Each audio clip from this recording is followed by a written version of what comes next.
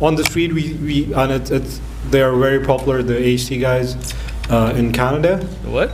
I3? Yeah, I3 guys. So basically, they come up to us all the time and they're saying, your dawah is, this is not dawah, right? So we had a discussion with one of their, like, the top guys, and he basically sent me quotes from Imam Nawawi, Qurtubi, Ibn Hazm, Ibn Tahrir, Baghdadi, Nasafi. Basically, they're trying to prove that. Did you just add?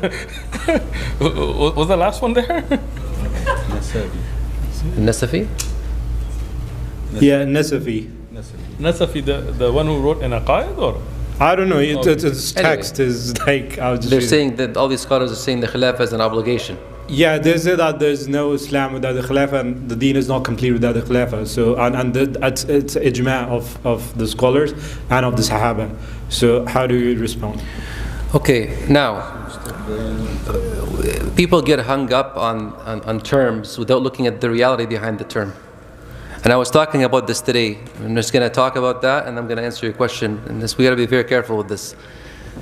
These brothers, I3 or Hizb ut-Tahrir or whoever they are, because I3, many of them, the reason why they're in I3 is because they don't like Hizb ut-Tahrir's methodology, but as far as the ideology that they have, it's the same thing really. It's like Pepsi and Coke, you know?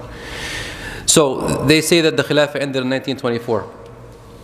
Even though the Messenger ﷺ talked about succession, we have a Khilafah Rashida for 30 years.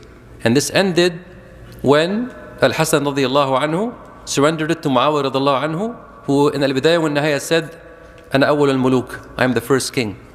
Muawiyah said he's a king. And the proof of that is that he gave it to his son Yazid, and there's details in history about that. And you can read that, but you got to be careful with Yazid because a lot of lies have been attributed to him. But I mean, he wasn't perfect, he's not a Sahabi or anything, but that. Now, when they say that all these scholars are saying the Khilafah is an obligation, the obligation, if you look at the hadith of the Messenger ﷺ about obeying the rulers and how we're going to go through these stages of governance, how it's going to be a khilafah, first of all it's going to be nubuwah wa rahmah, prophethood and mercy, mulkun wa rahmah, and I'm combining between a hadith right now, by the way, there's different hadith about this, and then there's going to be mulkun aad, there's going to be abiding kingship, where they're going to be fighting, and then mulkun ja'ir, there's going to be so Rasulullah spoke about these stages of governance, and he gave them names and he explained what they are, and in the same context he said obey the ruler even if he does this and this to you, right? So these brothers, when they're talking about khilafah, what they want to do now, they want to bring back khilafat al-nubuwah, because we don't disagree with them that we are in the stage of governance today in history where the next stage naturally will be khilafat al-nubuwah. Now, we believe in this, they believe in this, but the difference between us and them is that they have their own way of looking at it, which is quite detailed, and I wrote a book on this, where they regard basically what we have today as we're back to the Meccan period all over again. So they're saying that the whole world is dar kufr now, it's all a land of kufr, disbelief, we're back to square one. To me, when I hear that kind of speech from them, it's like saying the Messenger ﷺ failed. That's how I take it. Allah forgive me if I'm wrong, because you're saying, Allah subhanahu wa ta'ala, when He said, Al-yawma akmaltu lakum deenakum, I've completed my religion, and all this other thing, and now you say that we're back to the Meccan period all over again. So you're saying that all the legislation, all the Sharia that we had after Allah subhanahu wa ta'ala completed the religion is now gone, and we have to start all over again, and the whole world is Darul Kufr. Again, all these arguments I have. So the obligations, brothers and sisters, is that there has to be governance, there has to be rulership. That's why the Sahaba, they took a few days to bury the Messenger ﷺ in order to assign the next successor that comes after, which is Abu Bakr as-Siddiq, by ijma', right? So it's important to have a Khalifa, Malik, call him whatever you want, Sultan, right? But to get hung up on these semantics about, if they got a problem with the Khilafah ending in 1924, and they say that, technically the Khilafah didn't end in 1924, it ended when Al-Hasan gave it to Muawiyah. Sorry to burst your bubble, right? But that's what it is. Now, if you want to say, no, but it means succession and the Sharia being implemented, that's a different discussion now.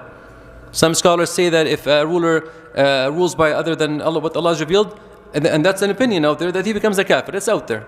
And then some of them said, no, it's kufr duna kufr, it's belief that's lesser than major disbelief, and there's details about this. But who decides this? And these brothers, whoever they are, whether it's I3 or Hizb ut-Tahrir, and they're probably going to come after me after this, it's fine, right? Who put you guys in charge of being Ahlul Halli wal Aqd? Who's the person who's responsible to implement the Sharia and to have a universal caliphate and to do whatever? Who's responsible for that? The people in authority. Who are the people in authority? The rulers, the scholars, the governors, the army. Those are the ones who are responsible. So may Allah forgive me if I'm wrong, but this is my deduction from their methodology. Don't get hung up on their slogans. They're just very emotional slogans. I'm not trying to self-promote myself. Look up my book, False Caliphate. Get a copy. If anybody here is belonging to an MSA or university or whatever, contact me online. You need a bunch of books, I can send them through Amazon straight to you at cost. I don't get a single penny from it. And I've done this for other people before. And I'll send you as many copies. Just reimburse the cost that on me, and that's it, nothing else. And this is a promise I make, inshallah, for you. But read and understand. Don't argue with these brothers. I spent an hour, Sheikh Kareem was giving a lecture, I wanted to listen to him. Some brothers took me to the back and they were asking me questions about them. Don't argue with these guys, trust me. I began arguing with them, I'm sorry for taking a little long on this. I used to argue with them online and offline. I know some of them personally, London, Ontario, there's a brother there, me and him were like two roosters fighting all the time, online and offline. I left arguing with them and I said, you know what, I'm going to write a master's thesis on you guys. And I did, with IOU. And then I said, I'm going to convert it to a book. And I did. And I got Sheikh Bilal Phillips and Sheikh Abu Osama to write it forward. And I did. Alhamdulillah. You guys got a problem with my book? Write a book against it. Bas, done. Jazakallah khair. And just to be clear again, the issue of Khilafah, none of us are against the Khilafah. We all want there to be one Amir.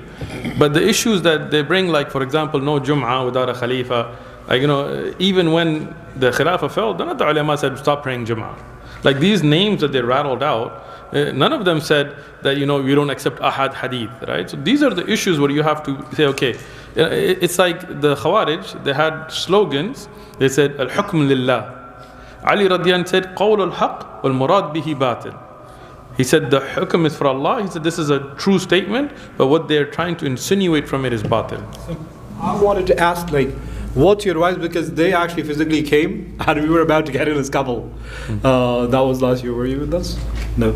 So get the Sheikh's book and give it to them. Okay, inshallah. Which Sheikh? You, Habibi. Master's thesis, come on.